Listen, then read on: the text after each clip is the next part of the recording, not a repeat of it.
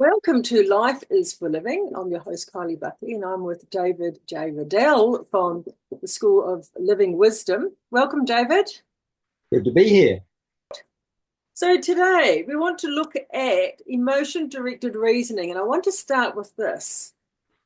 The unexamined life is never the abundant life. It is a crazy life lived in reaction to the people who can pull your strings and press your buttons. Emotion-directed reasoning. David, would you like to speak into it? You've got written here, if you don't choose your mood, then your mood will eventually choose itself. Pretty strong statement. Well, if I feel it, it must be true. How could my feelings possibly be lying to me? All You know, right. over the years, and I've spent more than 20 years in marital counselling, as a generalization, I've discovered that men and women break up marriages in a slightly different way.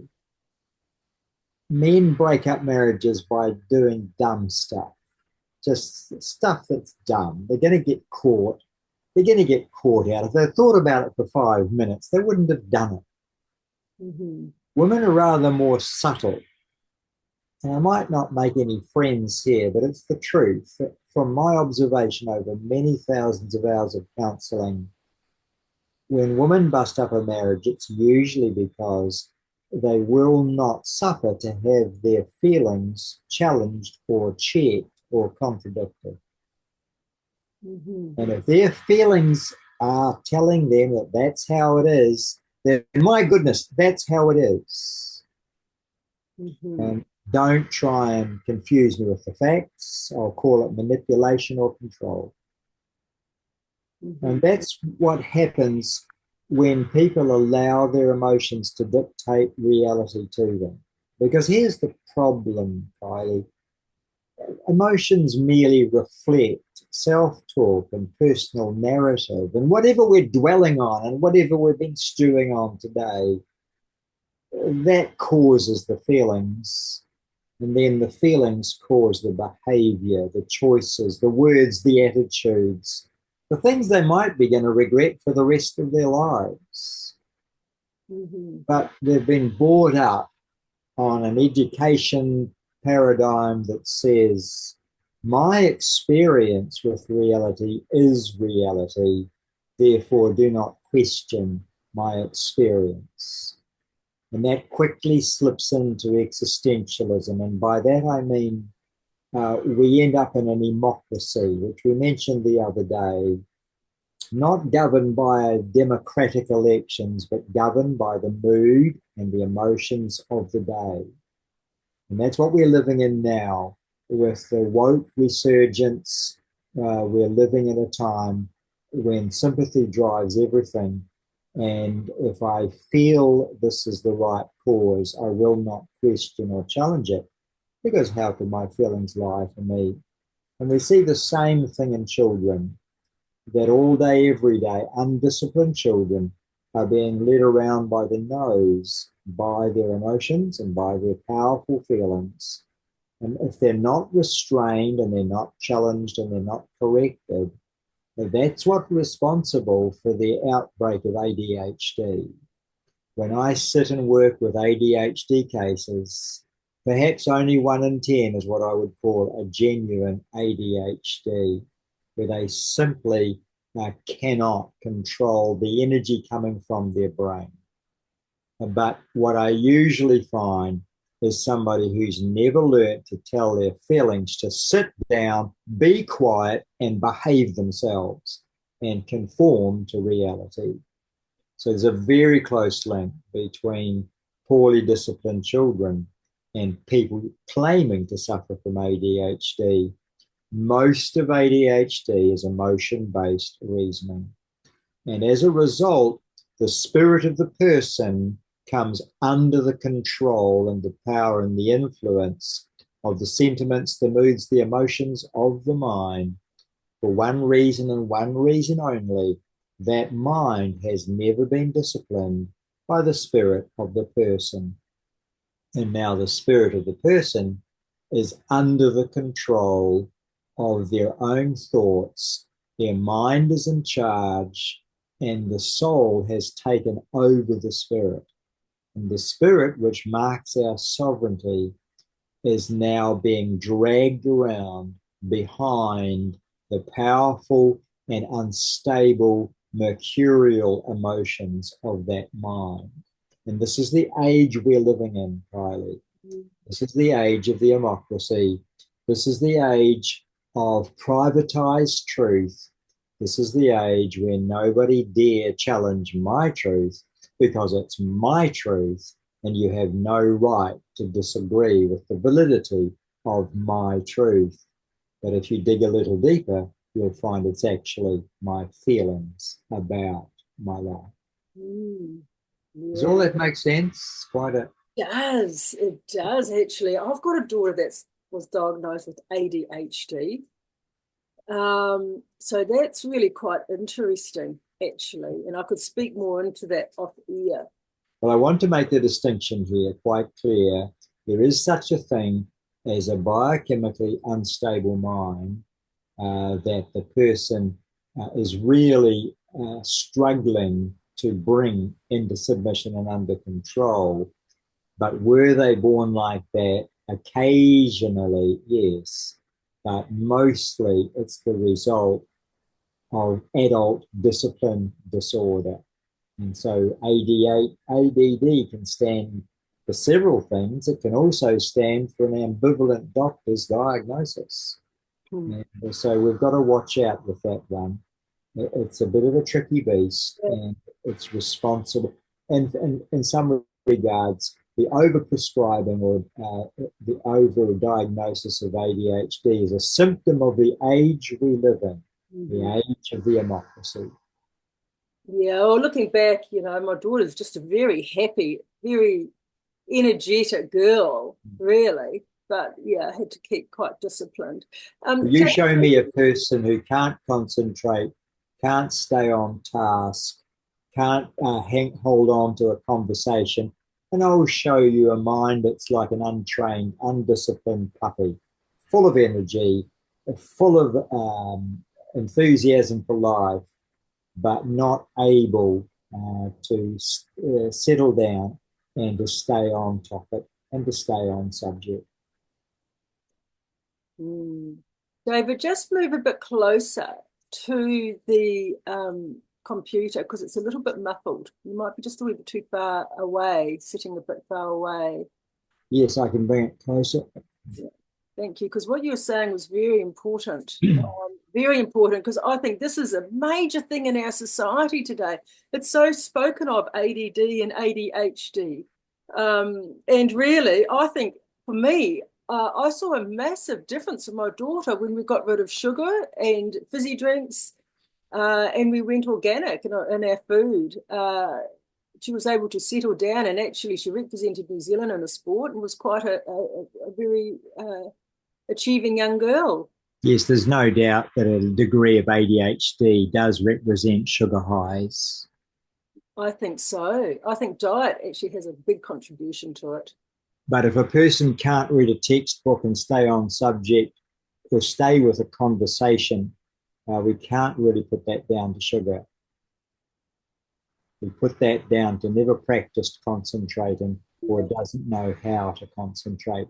After all, concentration is a skill, isn't it? It is, but you know what? My daughter that was diagnosed with that could concentrate very well. She was very good at school, so maybe she was misdiagnosed. Yeah. In my view, she has a 9 out of 10 chance of being misdiagnosed if she goes for testing. If what? If? In my view, if she goes for testing, she has a 90% chance of being misdiagnosed. Yes, I think that's probably the case. And the problem in America is that adult children, are now suing their parents for labeling them with a psychiatric illness, which wasn't actually accurate. And as a result, this person has now been shut out of training in the armed forces. neither the Army, the Navy, the Air Force, or the police will take them on because, of course, they've been diagnosed with a mental illness, haven't they? Oh my goodness, that's terrible. Same here. Wow. Wow, that's shocking. So just getting back to emotions, emotion direct reasoning. Our emotions, I mean, we have been told that, it's so good to validate one's emotions. If you're feeling sad, oh, there's a reason why you're feeling sad. Dig down in there and sort of deal with the core of the issue that's brought the emotion. That's the sort of mindset that we have here in society. You're saying that the emotions can lie to us. Well, when you grasp the proper order of behavior, and REBT therapy will certainly help there. And all of my counsellors are trained in REBT. They will tell you that the actions are determined by the emotions. The emotions are determined by the self talk or the narrative, if you prefer. And the Yes. narrative is determined by beliefs, and the beliefs themselves that you're loyal to are determined by the subconscious assumptions that rule the whole ship. And unfortunately, people have never been trained to dig down. They've never been trained to follow down to the reef, the seam of all of this trouble. And so, in Living Wisdom, we want to diagnose those problem assumptions and those problem core beliefs within the first 60 minutes of the session. Yes. So again, as a man thinketh, so he is. If you think the world is against you, you will be sad and you will walk around with a chip on your shoulder. But if you can switch that and think, you know what, I have one life, I'm going to make it the best. And when obstacles come, that's okay. We'll just work through them. But the trap is to think that it all starts with the thought life, but actually, Kylie, it starts deeper than that because the thought life itself is being driven by those deeper beliefs. And until we have some way of analyzing and inspecting those deeper beliefs, we really are at the mercy of the storm. Right, right.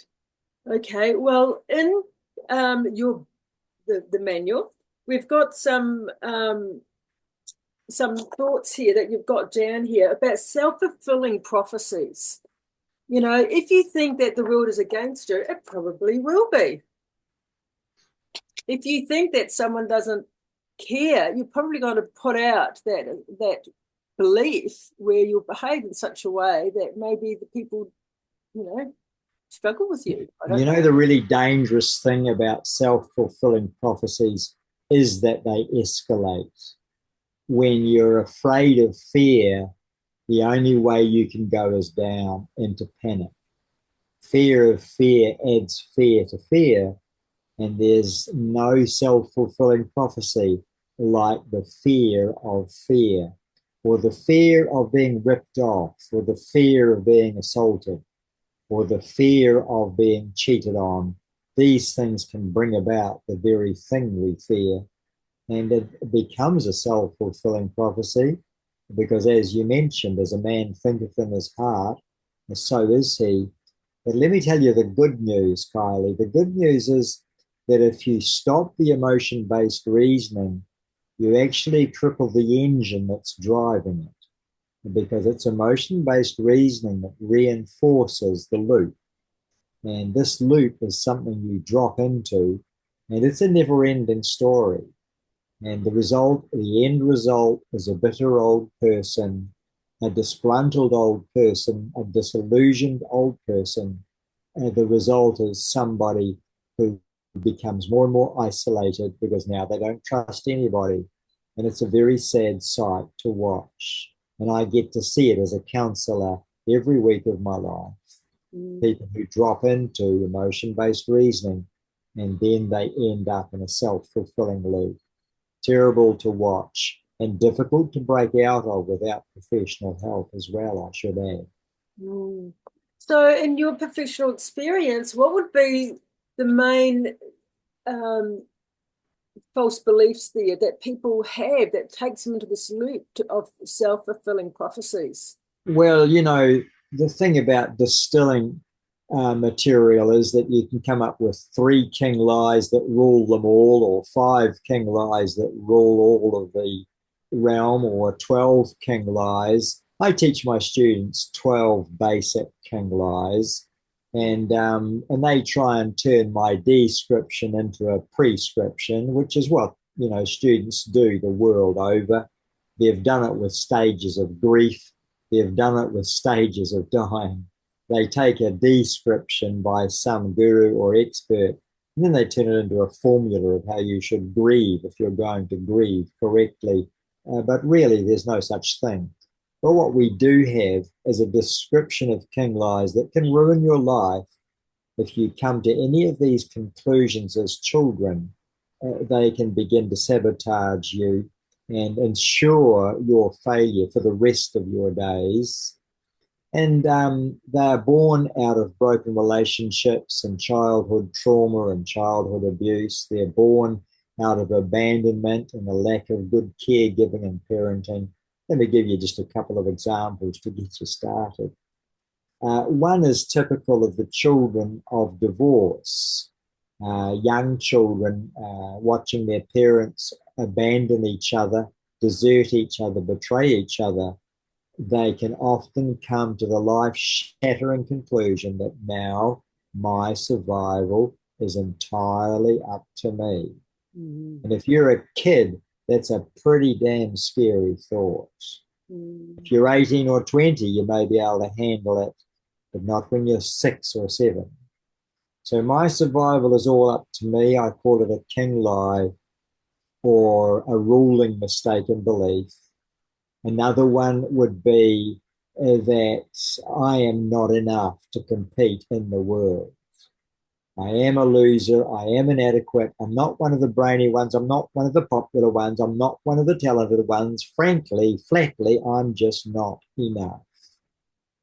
And if they survive that belief, it continues to oppress them, frighten them, and depress them for the rest of their lives. And you can understand how that could work, can't you? Absolutely. You can call it an inferiority complex if you like. But I think it's as simple as just saying over yourself, I tried and I failed, and that's all I'm ever going to do. Perhaps another one is trust nobody. Nobody's trustworthy. You've got to survive. But watch out for people who set you up for rejection, abandonment, and betrayal, and trust nobody.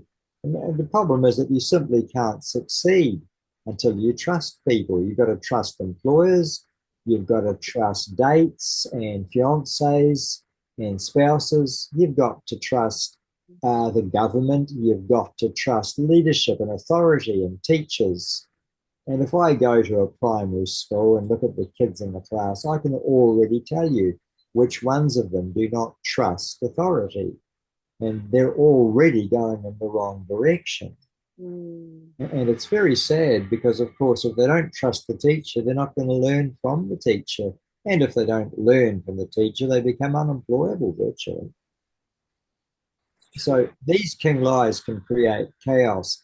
And do you know what? They're hardly ever properly diagnosed. You can go 20, 30, 40, 50 years in life, and nobody will ever tell you that your entire life is under the rulership, headship, and domination of just one wrong belief.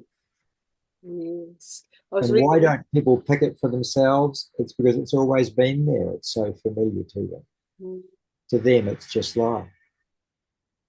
It's true. Now, if I've got a rebellious child or a rebellious teenager or some poor kid who's going off the rocks, I invariably find that there's already a king lie working its destruction through their lives. And the tragic thing to me is that the parents are oblivious to it.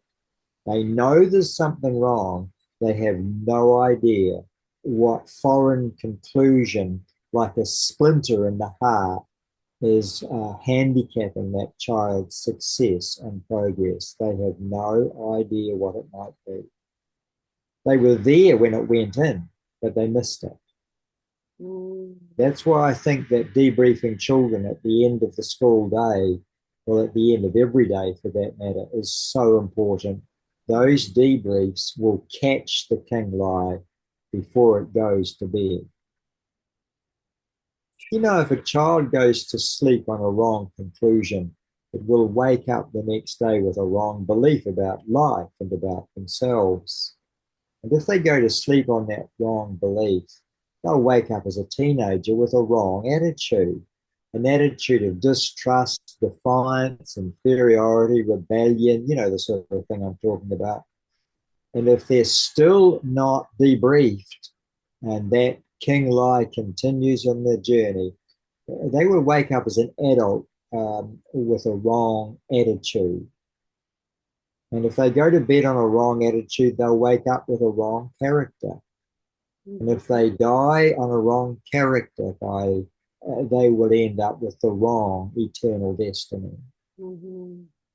Make sense? So, as a parent, then that sees their child or their teenager or young adult having a pattern of things just not right, how is the best way to address it? I suppose it's to come and see you. I'll dig out a good, empowering question. Really good, empowering question. An empowering question can dig out all the rot. It's like an excavator or a scalpel. It'll dig out the rot. For example, my darling, what belief set you up to think that was okay? What belief gave you permission to do that piece of madness? What belief is permitting that attitude in your soul? What belief is motivating you to hate or to yell or to be violent or to have to escape your own attitude with drugs? Which of your beliefs is giving you permission to do this stuff? That's a pretty good, empowering question, and it means you'll corner them. And if, of course, if they don't trust you because you already lost the battle, they won't give you permission to ask that question anyway. They'll simply sidestep it or throw it straight back at you. They will not consider it. Mm-hmm. Mm. Oh, well, that's a lot there for us to consider and think about, David. Let's leave it there for this session of Life is for Living with David Riddell, and we've been talking about emotion-directed reasoning, but we're going to come back to the subject and we're going to have more discussions about this. It's all food for thought. It is. Bye, everyone. Thank you.